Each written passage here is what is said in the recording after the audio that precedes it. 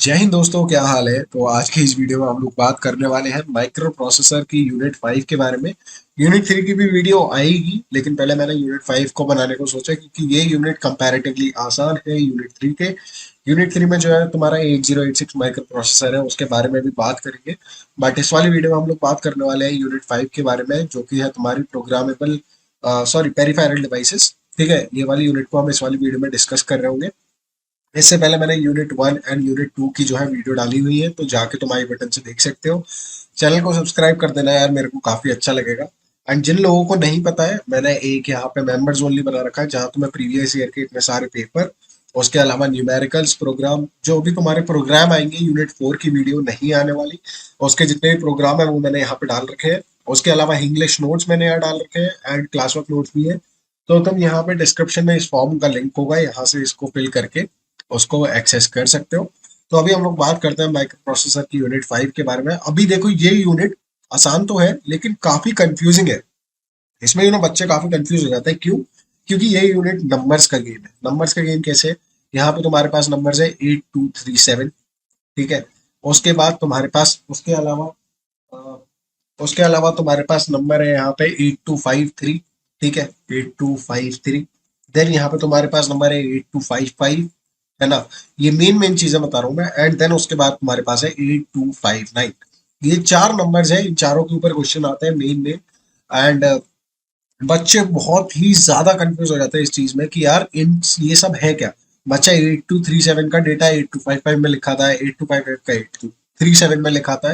तो ये काफी सारी एरर होती है। इनको कैसे याद रखने, क्या करना है, वो सब हम लोग इस वीडियो में बात करने वाले हैं। तो सबसे पहले तो देखो, हम लोग ये पढ़ेंगे चारों पेरिफेरल डिवाइसेस अपने जितने भी होते हैं। एंड एट द एंड हम लोग ये बात करेंगे कि इनको याद करने की ट्रिक क्या है। तो सबसे पहले हम लोग बात करते हैं 8237 डीएमए कंट्रोलर। अभी देखो, ये सब पेरिफेरल डिवाइसेस हम लोग क्यों पढ़ रहे हैं। देखो, इसको पढ़ने का सिंपल रीजन ये है कि माइक्रो प्रोसेसर था, वो अकेले बहुत काम कर रहा था। वो अकेले क्या डेटा को भी देख रहा था, वो अकेले इंटरप्ट को भी देख रहा था, वो अकेले जो कीबोर्ड माउस तुम लोग कनेक्ट कर रहे हो उसको भी देख रहा था। तो माइक्रो प्रोसेसर पे जो है बहुत ज्यादा लोड पड़ रहा था। एंड अगर तुम किसी एक इंसान से ही सारे काम कराओगे, 1 2 3 4 5, तो वो इंसान क्या है, थक जाएगा। अभी जैसे सपोज करो, एक तुम्हारा सेलिब्रिटी है, या फिर मान लो सलमान सल्लू भाई है अपने, है ना।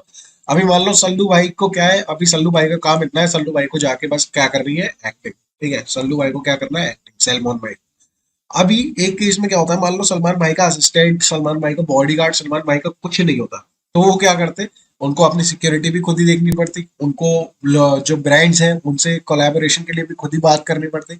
मतलब उनको कम से कम नहीं तो 100 काम खुद ही करने पड़ते हैं। एंड एक इंसान जब 100 काम में पड़ता है तो ऑब्वियसली वो इतने अच्छे से नहीं कर पाता। तो यही चीज सेम हमारे माइक्रो प्रोसेसर बेचारे के साथ हो रही थी। उसको भी ये सारे काम खुद से करने पड़ रहे थे। इस वजह से इन पेरिफेरल डिवाइसेस का जो है वो सपोर्ट मिला। ये लोग क्या करते हैं, ये काम बांट लेते हैं। जैसे कि सपोज हम लोग सबसे पहला यहाँ पे पढ़ते हैं 8237 डीएमए कंट्रोलर। डीएमए क्या है, डायरेक्ट मेमोरी एक्सेस। इसमें क्या होता है, माइक्रो प्रोसेसर के पास हम एक डिवाइस लगा देते हैं। जैसे कि मान लो तुम एक पेन ड्राइव लगाते हो जो अपने लैपटॉप या फिर कंप्यूटर में। तो होता क्या है, बेसिकली तुम्हारा जो डीएमए होता है, डायरेक्ट मेमोरी एक्सेस, इसमें क्या होता है, तुम्हारा address bus and data bus, ये दोनों क्या होता है, तुम्हारा डीएमए कंट्रोलर को दे दिया जाता है। अभी हम आगे इसके डायग्राम से समझेंगे। तो ये बेसिकली सबसे पहले क्या करता है, ये डेटा ट्रांसफर के लिए यूज होता है। ठीक है, ये पूरा हैंडल करता है डेटा ट्रांसफर टास्क को।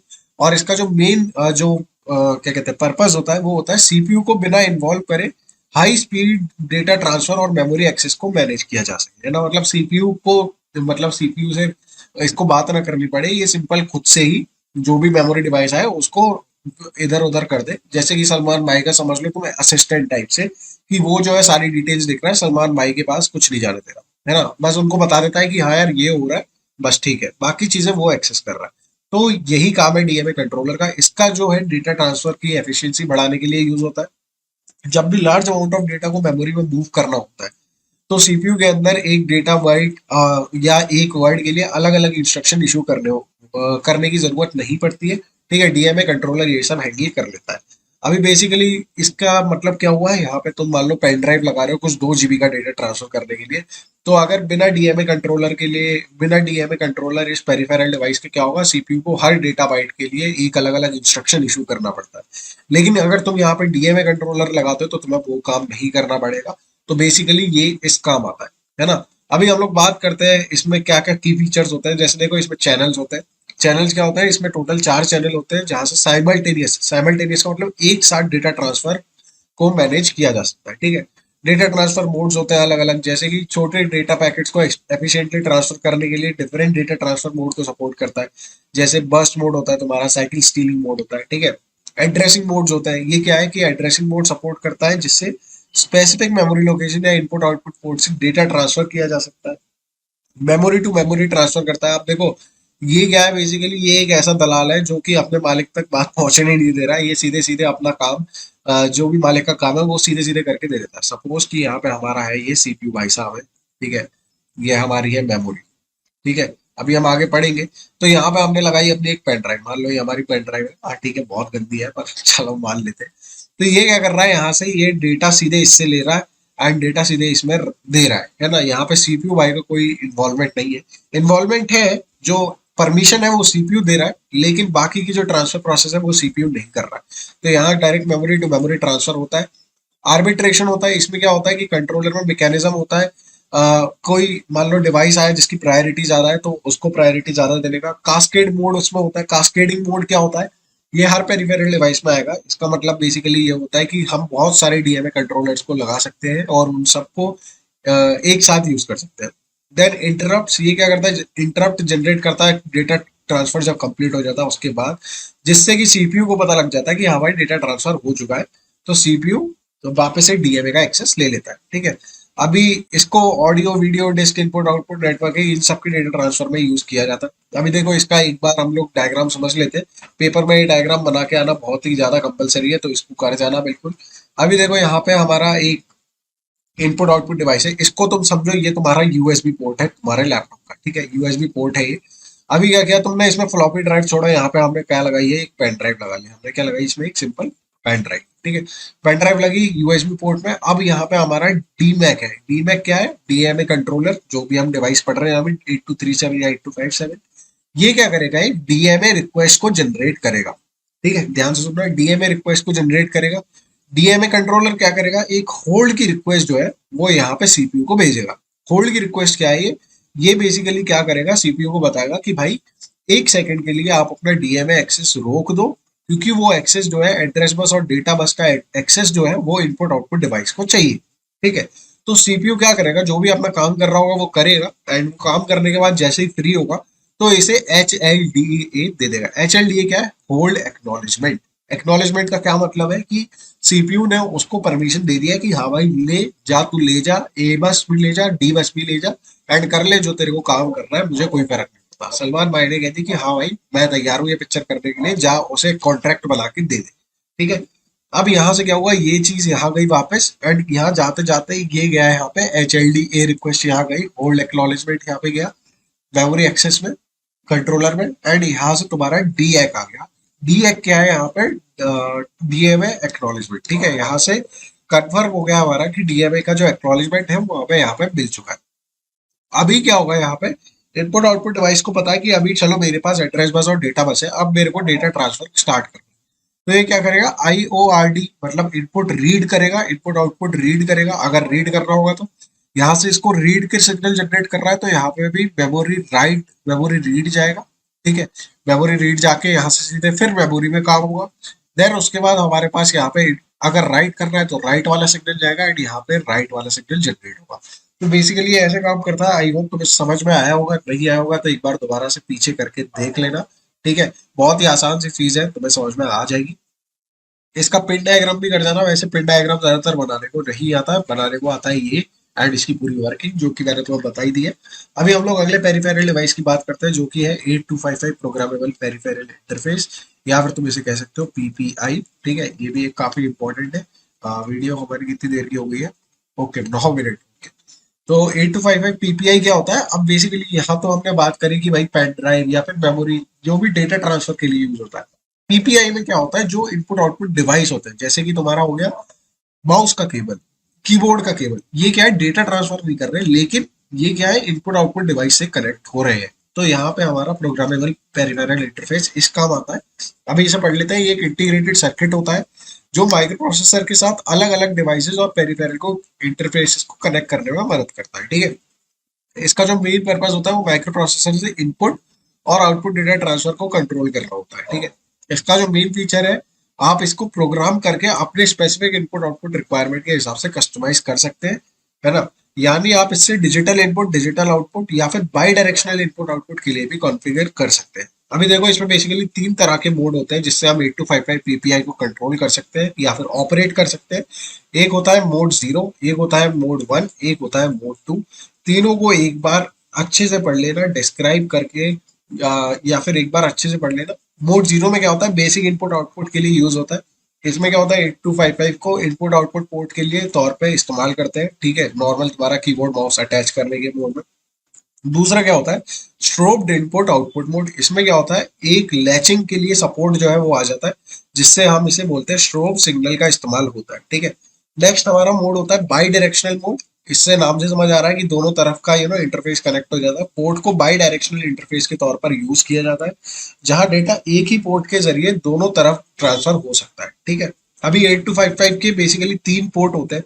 वो पोर्ट कौन से होते हैं, port A, port B, port C. Port A का काम क्या होता है, ये इस पोर्ट को आप मोड में कॉन्फ़िगर कर सकते हैं। अरे क्या आ रहा है, इसको हटाओ, है ना। पोर्ट बी में क्या होता है, इस पोर्ट को भी इनपुट या आउटपुट मोड में कॉन्फ़िगर कर सकते हैं। देन पोर्ट सी का काम क्या होता है, इस पोर्ट को नॉर्मली मोड 0 या मोड 1 में इनपुट आउटपुट मोड में कॉन्फ़िगर कर दिया जाता है, लेकिन मोड 2 में इस पोर्ट को कंट्रोल लाइंस और हैंड चेकिंग के लिए यूज किया जाता है, ठीक है। अभी बात करते हैं, इसके अलावा इसमें स्टेटस रजिस्टर भी होता है एंड पोर्ट स्टेटस और मोड कॉन्फ़िगरेशन को स्टोर करता है, स्टेटस रजिस्टर जो होता है, ठीक है। ये भी अलग अलग चीजों में इस्तेमाल किया जाता है, जैसे कि एम्बेडेड सिस्टम्स में, रोबोटिक्स में, इंडस्ट्रियल ऑटोमेशन में, इन सब में।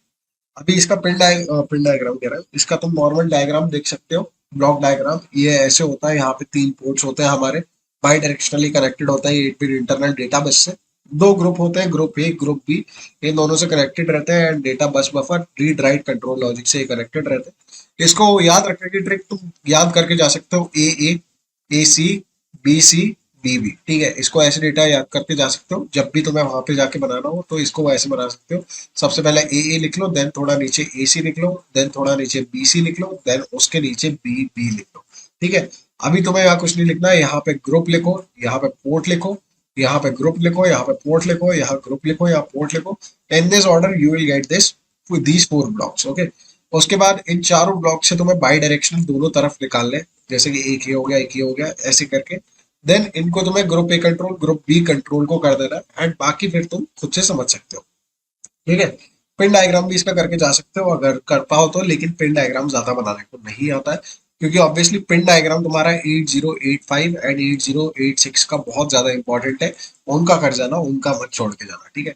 अभी 8259 इंटरप्ट कंट्रोलर, ये हमारा तीसरा है, ठीक है।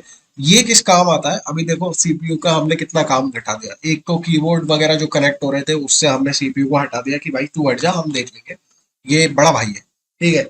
एक हमने क्या किया था, डेटा ट्रांसफर को देख लिया कि चल डेटा ट्रांसफर मैं कर लेता हूँ, तू अपना काम कर सीपीयू, ठीक है। अभी क्या है, सीपीयू को बहुत सारे इंटरप्ट आते हैं, जैसे कि हमने कोई भी डिवाइस लगाया, कुछ भी लगाया, जैसे कि तुम वहां भी देख रहे थे होल्ड ए, होल्ड बी, इस टाइप से जो है वो एक्नॉलेजमेंट या फिर होल्ड के आ रहे थे। तो ये क्या होता है, सीपीयू को बहुत ज्यादा इंटरप्ट आते हैं। अब इस कंडीशन में क्या होता है, अगर सीपीयू इंटरप्ट ही संभालेगा भाई तो काम कब करेगा। अगर सलमान भाई कॉन्ट्रैक्ट ही साइन करते रह जाएंगे तो पिक्चर कब बनाएंगे। तो वो पिक्चर बनाने के लिए सलमान भाई को उन कामों से हटना पड़ेगा। तो क्या करेगा, ये इंटरप्ट जो है वो उसका एक और असिस्टेंट आएगा, वो मैनेज करेगा। तो यहाँ पे वो काम करता है तुम्हारा 8259 इंटरप्ट कंट्रोलर। नाम से समझ आ रहा है, जितनी भी सीपीयू को इंटरप्ट आती है वो 8259 कंट्रोल करता है। ये क्या होता है, मल्टीपल एक्सटर्नल हार्डवेयर इंटरप्ट्स को माइक्रो प्रोसेसर के साथ मैनेज और प्रायोरिटाइज करने में मदद करता है। अभी क्या होता है, जैसे मान लो तुमने एक लगाई पेन ड्राइव, ठीक है, और मान लो तुमने एक लगाई सीडी ड्राइव। अगर पेन ड्राइव की प्रायोरिटी ज्यादा है तो वो पहले पेन ड्राइव का डेटा जो है वो ट्रांसफर, उसका इंटरप्ट भिजवाएगा, देन सीडी ड्राइव का भिजवाएगा। तो प्रायोरिटाइज में भी करने में मदद करता है ना। अभी ये इंटरप्ट को माइक्रो प्रोसेसर तक पहुंचाने के लिए एक ऑर्गेनाइज और कंट्रोल मैकेनिज्म प्रोवाइड करता है। अभी इसके कुछ फीचर्स की बात कर ले रहे हैं तो वह मल्टीपल इंटरप्ट लाइन, बहुत सारी इंटरप्ट लाइन होती है जिसकी वजह से काफी सारे इंटरप्ट को सपोर्ट करता है। एक्सटर्नल एक्सटर्नल इनपुट लाइंस को सपोर्ट करता है। अलग अलग एक्सटर्नल डिवाइस अपने इंटरप्ट को सेंड कर सकते हैं। प्रायोरिटी लेवल्स, मतलब प्रायोरिटी के हिसाब से जो है इंटरप्ट भिजवाता है। इंटरप्ट मास्किंग करता है। अभी देखो, जैसे मान लो कोई एक कंपनी आई सलमान भाई के पास, सेवलॉन भाई के पास। वो कंपनी क्या कह रही है सेवलॉन भाई से कि यार मैं ना आपसे ऐड कराना चाहता हूँ फ्री में। अब ये इसका कोई मतलब नहीं है, ठीक है। लेकिन अब ये चीज क्या है, ये चीज सलमान भाई अगर सीधे देखेंगे तो उनके तो किसी काम की नहीं है, उनका टाइम वेस्ट है। तो ये बेसिकली क्या करेगा उनका असिस्टेंट, इसको पहुंचाएगा ही नहीं, इसको माइक सलमान भाई तक पहुंचाएगा ही नहीं। यही सेम चीज है। और ये मास्किंग में क्या होता है, इंटरप्ट को जो है वो डिजेबल या फिर उसको ढक देते हैं कि भाई ये पहुंचेगा ही नहीं, ठीक है। तो ये बेसिकली वही होता है, इंटरप्ट माइक्रो प्रोसेसर तक पहुंचती ही नहीं है। एक होता है कैस्केडिंग। कैस्केडिंग में क्या होता है, कैस्केडिंग देखो तुम्हारे चारों में इंपॉर्टेंट है। ये बेसिकली इसका मतलब ये होता है कि तुम इन सब डिवाइसेस को बहुत सारे डिवाइसेस अटैच करके, ऐसे बहुत सारे डिवाइसेस अटैच करके तुम इसकी जो वर्किंग है उसे और अच्छा कर सकते हो। अभी जैसे आपको ज्यादा इंटरप्ट की रिक्वायरमेंट है, मान लो एक जो इंटरप्ट कंट्रोलर होता है वो एक बार में 8 बिट को ही असाइन कर सकता है। अभी हमें इससे भी ज्यादा यूज करना है तो हम क्या करेंगे, बहुत सारों को एक लाइन में लगा देंगे एंड देन उनसे काम कराएंगे, ठीक है। तो ये आपको ज्यादा इंटरप्ट मिलते हैं कैस्केडिंग के थ्रू। इंटरप्ट रिक्वेस्ट ये क्या करता है, मैनेज किए जाने वाले इंटरप्ट लाइन्स को इंटरप्ट रिक्वेस्ट लाइन्स या आईआरक्यू कहते हैं, ठीक है। इन सर्विस रजिस्टर होता है, इसमें इन सर्विस रजिस्टर क्या करता है, ये बेसिकली आपको कौन से इंटरप्ट करंटली सर्विस में है या कौन से इंटरप्ट पे काम चल रहा है वो दिखाता है। इंटरप्ट एक्नॉलेजमेंट, ऑब्वियसली जब माइक्रो प्रोसेसर उस इंटरप्ट को एक्नॉलेज करता है तो ये वाला सिग्नल जनरेट होता है, ठीक है। इसको तो मैं इससे भी जान सकते हो, आई एक, ठीक है। जहां पे एसी का आ गया वो समझ लो कि वो जो रिक्वेस्ट है वो माइक्रो प्रोसेसर ने अप्रूव कर दिए। देन हमारा एंड ऑफ इंटरप्ट सिग्नल होता है। ये क्या करता है, micro processor interrupt service complete करता है तो 8259 को ईओआई सिग्नल सेंड करना होता है ताकि वो नेक्स्ट इंटरप्ट को प्रोसेस कर सके, ठीक है। अभी इसका जो एक डायग्राम है वो तुम देख सकते हो, ये भी बहुत इंपॉर्टेंट है, बहुत ही ज्यादा। तो इसको कर जाना है यहाँ पे इंस्ट्रक्शन मास्किंग रजिस्टर, ठीक है। और उसके अलावा प्रायोरिटी रिजॉल्वर होता है, इन सर्विस रजिस्टर है, देन ये 8 बिट की डेटा बस से कनेक्ट होता है, डेटा बस नहीं, एड्रेस से कनेक्ट होता है। तो ये सब तुम कर सकते हो, ये सब याद कर जाना है, ठीक है। अभी 8253 8524, ठीक है। 8254, सॉरी ये गलत हो गया थोड़ा, तो यहाँ पे 8254 ये लिख लेना, थोड़ी सी मिस्टेक हो गई लिखने में। तो टाइमिंग एंड काउंटर सर्किट क्या होता है, अभी देखो नाम से समझ आ रहा है, टाइमिंग एंड काउंटर मतलब कि एक टाइमिंग से या फिर काउंटर से रिलेटेड है। अभी ये काउंटर कौन सा, कैश वाला काउंटर नहीं है भाई, कैश वाला काउंटर नहीं है, ये वाला काउंटर है तुम्हारा। अच्छा, जो भी टाइम लिमिट होती है, जैसे कि मान लो आपने 3 मिनट का काउंटर लगाया तो 3 मिनट तक ये जो काउंटिंग है ये डिक्रीज होती रहेगी सेकंड बाय सेकंड, एंड जैसे ही वो पूरी खत्म हो जाएगी तो जो है इंटरप्ट जाएगा सीपीयू के पास, देन सीपीयू जो भी काम करना होगा उसे वो करेगा। तो इंटेल 8253 8254 एक टाइमिंग टाइमर या फिर काउंटर इंटीग्रेटेड सर्किट है जो माइक्रो प्रोसेसर के साथ टाइमर और कंट्रोल फंक्शन को प्रोवाइड करते हैं, ठीक है। ये device high resolution timing and frequency measurement task में यूज होता है। 8253 8254 जो है सिमिलर होते हैं, लेकिन 8254 में थोड़ी फ्लेक्सिबिलिटी ज्यादा होती है, तो 8254 हल्का सा बेटर, ठीक है। अभी इनके कुछ फीचर्स क्या है, जैसे कि 3 इंडिपेंडेंट काउंटर्स, हर डिवाइस में 3 इंडिपेंडेंट काउंटर्स होते हैं जो अलग अलग टाइमिंग और काउंटिंग टास्क के लिए यूज किए जाते हैं, ठीक है, सिंपल सी बात है। Modes of operation, her counter को मल्टीपल मोड्स ऑफ ऑपरेशन में सेट किया जा सकता है, जैसे कि पल्स जनरेशन, फ्रीक्वेंसी मैनेजमेंट और टाइम डिलेज। 16 बिट के काउंटर होते हैं, हर काउंटर 16 बिट का होता है, जिससे 2 की पावर 16, ये 2 की पावर 16 ऐसे लिखा है, इससे कंफ्यूज मत हो जाना कि भाई ये साइन का लगा दिया, ठीक है। 2 की पावर 16 तक की काउंटिंग की जा सकती है। अब ये बहुत बड़ा लंबा नंबर होता है तो भैया मैं तो इसके कैलकुलेट करने नहीं बैठ रहा, ठीक है। लप्पू सा नंबर नहीं है ये तो अभी आगे बात करते हैं क्लॉक इनपुट के बारे में। ये device external clock input accept करते हैं जो काउंटर ऑपरेशन को डिफाइन करता है। देन हमारा होता है गेट कंट्रोल। ये क्या करता है, काउंटर ऑपरेशन को कंट्रोल करने के लिए गेट सिग्नल का इस्तेमाल होता है, जितने भी हम काउंटर ऑपरेशन देंगे वो सब गेट सिग्नल के थ्रू यूज होंगे। देन हमारा होता है read write operation. Obviously microprocessor इन डिवाइस को रीड राइट इंस्ट्रक्शन के जरिए प्रोग्राम कर सकता है। आउटपुट मोड्स होते हैं, पल्स आउटपुट और स्क्वायर वेव जनरेशन के लिए भी ये डिवाइस इस्तेमाल होता है। कैस्केड हमने बात करी थी, कैस्केड मतलब बहुत सारे डिवाइस को एक साथ यूज कर सकते हैं। माइक्रो प्रोसेसर इंटरफेस, इन डिवाइस को माइक्रो प्रोसेसर के साथ इंटरफेस करके कंट्रोल किया जा सकता है, जिससे प्रिसाइज टाइमिंग और फ्रीक्वेंसी मेजरमेंट टास्क परफॉर्म किए जा सकते हैं। अभी 8253 एंड 8254 के इस्तेमाल से आप प्रिसाइज टाइम इंटरवल मेजर कर सकते हैं, फ्रीक्वेंसी जनरेट कर सकते हैं और other timing related task micro processor के साथ सिंक्रोनाइज कर सकते हैं। सपोज कि मान लो हमने एक काम दिया माइक्रो प्रोसेसर को 3 मिनट का टाइमर लगाने के लिए कि भाई ऐसा है मेरे लिए ना 3 मिनट का टाइमर लगा दे। तो माइक्रो प्रोसेसर क्या करेगा, वो इसे एक रिक्वेस्ट डालेगा कि भाई ऐसा है, timing and control, timing and counter 3 minute का जो है टाइमर सेट कर। तो वो बेसिकली क्या करेगा, हर सेकंड को एक एक बार डिक्रीमेंट करता जाएगा, हर सेकंड को एक पर्टिकुलर टाइम इंटरवल पे। उससे होगा क्या, जैसे 3 मिनट होंगे हमारे पास नोटिफिकेशन आ जाएगा कि भाई ऐसा है, 3 मिनट का टाइम खत्म हो गया है, और कर ले अपना जो काम तुझे करना था। ठीक है। तो ये बेसिकली इन चीजों के लिए काम आता है। इसके इस्तेमाल से रियल टाइम एप्लीकेशंस बन सकती है, एम्बेडेड सिस्टम में यूज होती है, एंड साइंटिफिक इंस्ट्रूमेंट में हाई प्रिसीजन टाइमिंग अचीवेबल होती है। अभी ये जो मैंने एग्जांपल बताया, ये काफी लेम सा एग्जांपल था, काफी सिंपल सा एग्जांपल था। ये इसके काफी अच्छे अच्छे भी एग्जांपल होते हैं। ये इसका जो है ब्लॉक डायग्राम है, ये जरूर से करके चले जाना। एंड ये इसका पिन डायग्राम। तो आई होप तुम्हें ये सब चीजें समझ में आ गई होंगी। वीडियो मुझे नहीं पता कितनी देर की बन गई, ओके 20 मिनट की है, कोई दिक्कत नहीं है। तो आई होप तुम्हें समझ आ गया होगा। अभी हम लोग बात करते हैं अपने मेन टॉपिक की, जो भी हमने समझा था कि अभी इन सबको याद कैसे रखना है यार, ये तो बहुत ज्यादा नंबर्स का कंफ्यूजिंग गेम है। तो देखो कुछ नहीं करना तुम्हें, तुम्हें बस इन सब जितने भी नंबर है इन सबको असेंडिंग ऑर्डर में लगा लो। असेंडिंग ऑर्डर में कैसे, हमारे पास सबसे छोटा नंबर है 8237, ठीक है। अपनी कुछ मत करना, कॉपी के पास जाके जैसे एग्जाम में बैठो अपनी कॉपी में जाना, पीछे लिख देना 8237, ठीक है पीछे, या फिर कुछ रफ वर्क बना देना साइड में। देन 8255 सबसे छोटा नंबर है, देन 8259 उससे थोड़ा बड़ा, एंड देन सबसे बड़ा यहाँ पे हमारा, नहीं सॉरी, 8253 आएगा यहाँ। ठीक है, थोड़ी सी गलती हो गई है यहाँ तुम्हारे भाई से। चलो इसको हम टेक्स्ट से ही लिख देते हैं। यहाँ पे सबसे पहले हम लोग क्या लिखेंगे, ब्लैक से लिखते हैं 8। सबसे पहला हमारा क्या आता है 8237, ठीक है। ये हमारा क्या होता है, डीएमए कंट्रोलर, मतलब यहाँ पे लिख देते हैं। देन हमारा क्या आता है 8255, 8253 आता है, 8253। ये हमारा क्या होता है, टाइमिंग एंड कंट्रोल काउंटर, ठीक है, जो हमने सबसे लास्ट में पढ़ा, टीएनसी। देन हमारा क्या होता है, देन सबसे छोटा लिख लो 8255।